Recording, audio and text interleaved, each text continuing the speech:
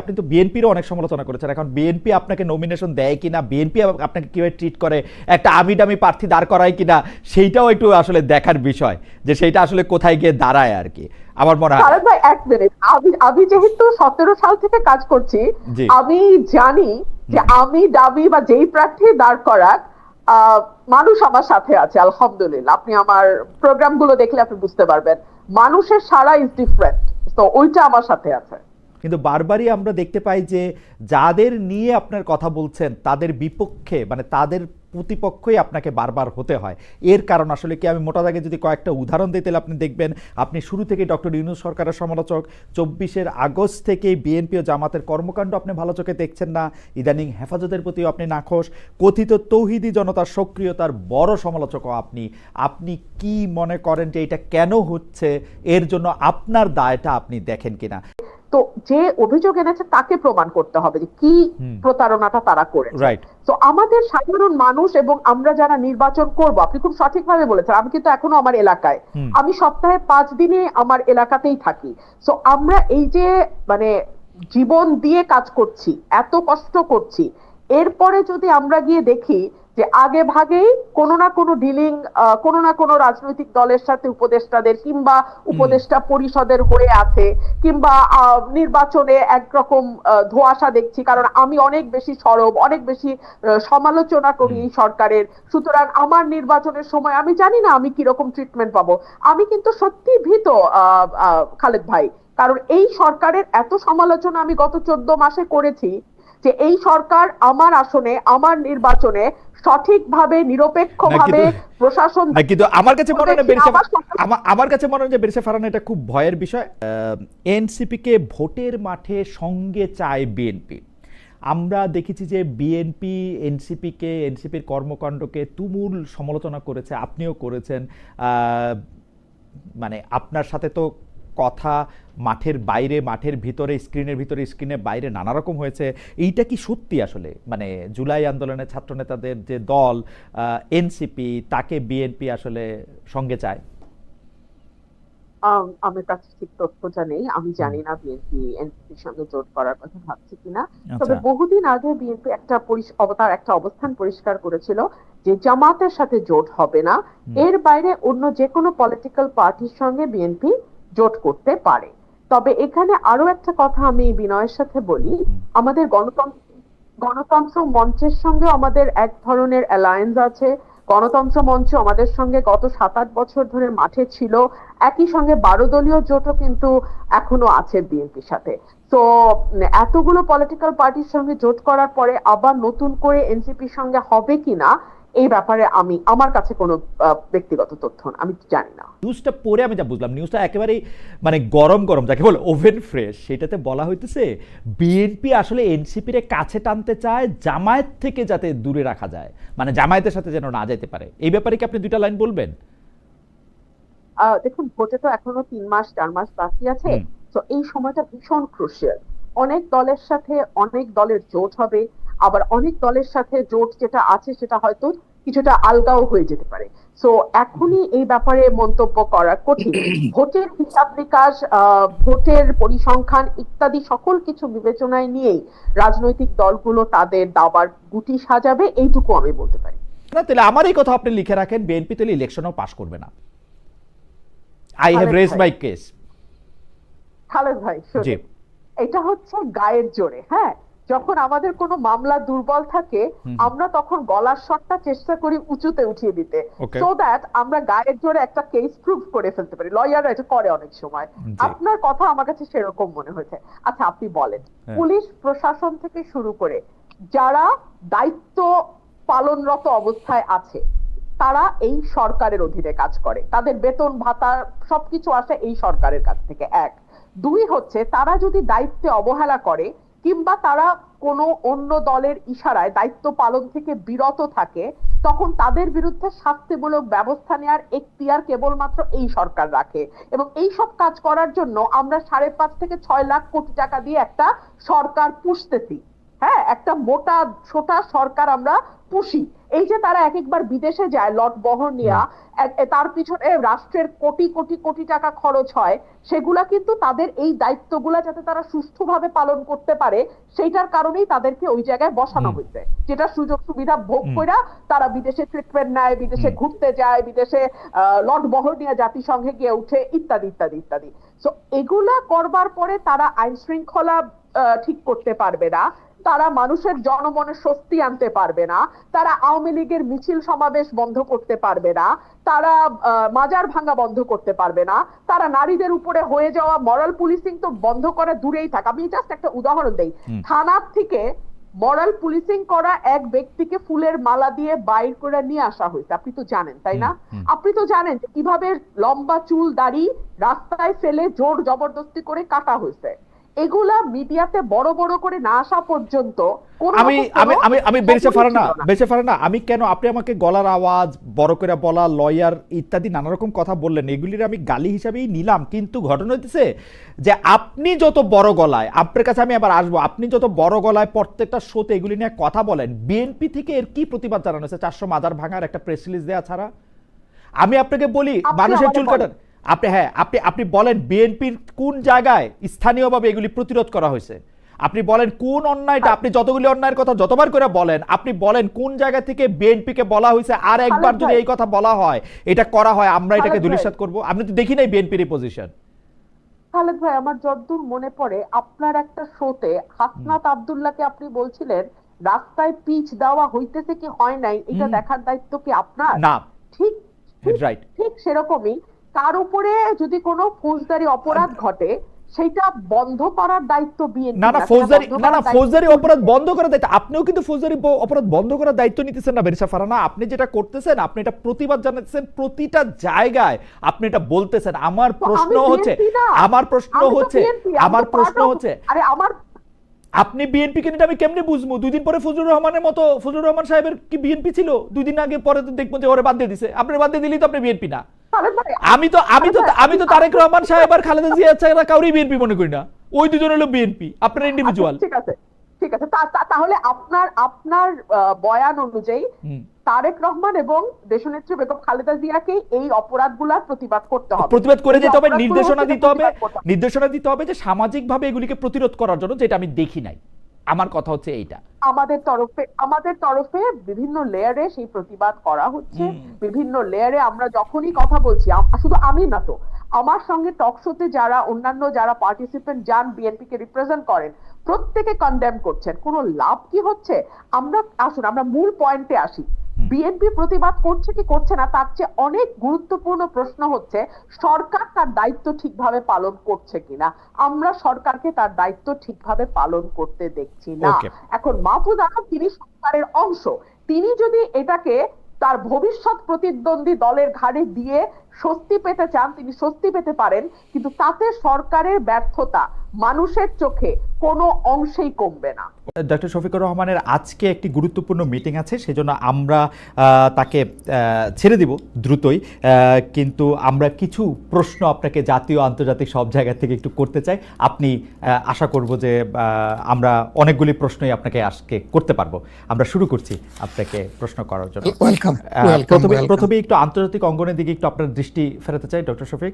আপনি সম্প্রতি এক ভাষণে বলেছেন, আরেকটা প্রসঙ্গে যাই, যে সেই গণতন্ত্র হালাল যার মাধ্যমে আল্লাহর বিধান কায়েম করা যাবে, বুলেট নয় ব্যালটের মাধ্যমে যেতে হবে। এটা আপনি বলেছেন হাদিসের রেফারেন্স দিয়ে। আপনার এই বক্তব্যের প্রতিবাদ করেছেন মুফতি ডক্টর সাইয়েদ মোহাম্মদ এনায়েতুল্লাহ আব্বাসী ওয়াসিদ্দিকী।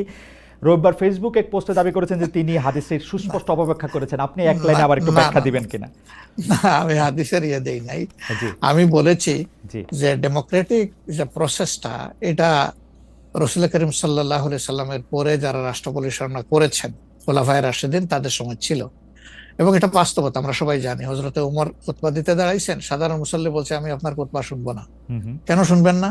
ওই যে আমরা কুশাগার থেকে কাপড় পাইলাম, আমার কাপড়ে লম্বা জামা হইলো না, আপনারটাই লম্বা জামা হইলো কেমনে? এই তো সেম কাপড় দেখতেছি। তখন তিনি তার ছেলে আব্দুল্লাহ ইবনে ওমরকে বলেছিলেন, বাবা তুমি এবার জবাব দাও। তিনি দাঁড়াইয়া বললেন যে দেখেন, বাবা তো রাষ্ট্রের দায়িত্বশীল, তার সাথে বিভিন্ন বিদেশি প্রতিনিধি দল আসে, এই রাষ্ট্রের সম্মানে আমি বাবাকে বলেছিলাম যে বাবা আমাদের পোশাক 2 টুকরা করে কাটার দরকার নাই, আপনি অনুমতি দিলে আমি কোষাগারকে রিকোয়েস্ট করতে চাই যে আমাদের 2 পিস না কেটে দিয়ে দেওয়ার জন্য, সেটা দিয়ে আপনি জামা বানাবেন। তো আমার বাবা এবং আমার 2 পিস মিলে উনার 1 পিস হয়েছে এবং তাই উনার জামা লম্বা। তো লোকটা বসে আল্লাহ শুকরিয়া আদায় করে বললেন যে খলিফাতুল মুসলিমিন, এবার আপনি আপনার খুতবা দেন, আমি শুনবো, মন ভরে শুনবো। তো এই দেখেন, এটাই তো বিউটি অফ ডেমোক্রেসি। ওই যে আপনি ফ্রিডম অফ এক্সপ্রেশন বললেন, এর চাইতে ভালো ফ্রিডম অফ এক্সপ্রেশন কোথায় পাবেন আপনি? আমি বলেছি যে না, গণতন্ত্র হচ্ছে এটা কোনো ইজম না, এটা আপনি নিজেও জানেন। গণতন্ত্র কোনো মতবাদ না, it's a way to establish your ism.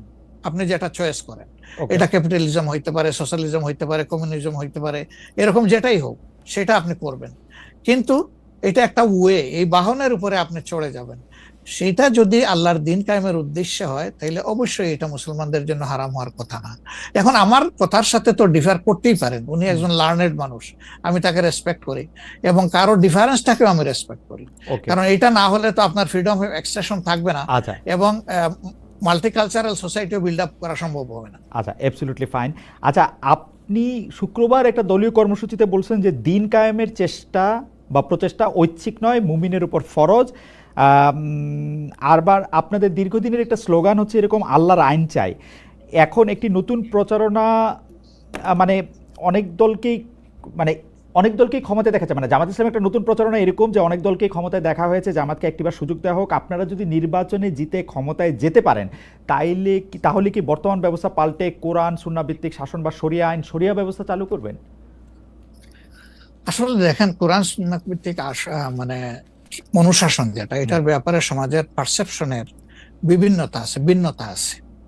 আমাদের বাংলাদেশের যে সংবিধান আছে, এই সংবিধানের অনেকগুলা আর্টিকেল, অনেকগুলা ধারা উপধারা কোরআনের সেন্সের সাথে পুরোপুরি মিলে যায়, এটার সাথে কোনো ডিফারেন্স নাই। আবার কিছু কিছু ধারা আছে সেখানে কনফ্লিক্ট, কন্ট্রাডিকশন আছে। ওরকম পরিবেশ পরিস্থিতি যখন আসবে, জনগণের প্রত্যাশার আলোকে এটা মানে সবার সাথে ইন্টারেক্টিভ হয়, সবাইকে সাথে নিয়েই ইনশাআল্লাহ ভালো জিনিসগুলোকে আমরা ইনপুট দেব আল্লাহ চাই। তবে এটাও মনে রাখার বিষয় যে কোরআনী শাসন হঠাৎ করে আল্লাহ তাআলা এস্টাবলিশের হুকুম দেন নাই, it was a gradual process. Say for example মাদক কিন্তু দুনিয়ার কেউ কিন্তু এটাকে অ্যাপ্রুভাল দেয় না, বাট এটার প্র্যাকটিস সব জায়গায় আছে, এটা বাস্তবতা। তো সেই মদ যখন হারাম ঘোষণা করা হয়, নিষিদ্ধ করা হয়, তখন কিন্তু 3 পর্যায়ে গিয়ে চূড়ান্তভাবে এটা নিষিদ্ধ করা হয়েছিল। তো এটা গ্রাজুয়াল একটা প্রসেস।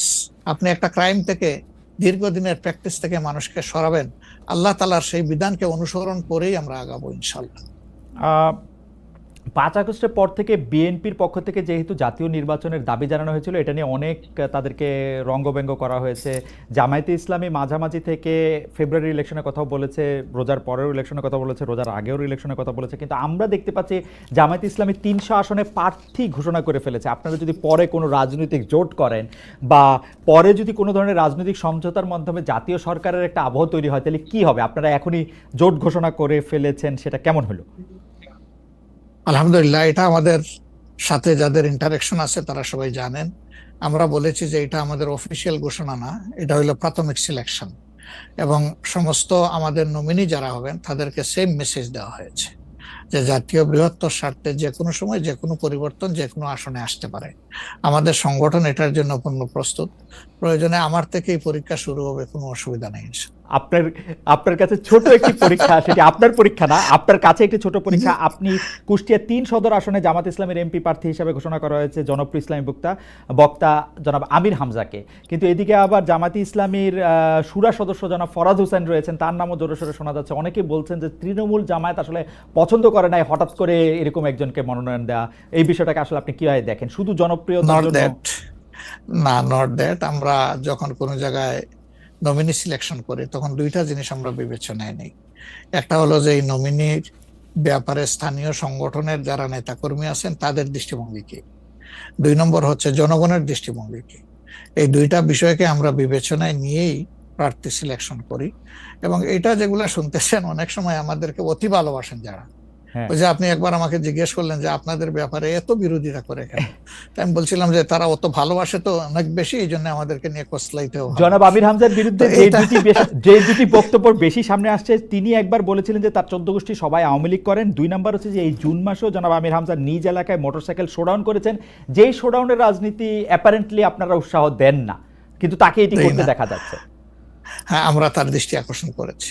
ওকে, আমরা এই ব্যাপারে দৃষ্টি আকর্ষণ করেছি যে পাবলিক ইনকনভিনিয়েন্স হয় এমন কোনো কাজ আমরা করব না, যত দূর সম্ভব এটা আমরা অ্যাভয়েড করে চলবো।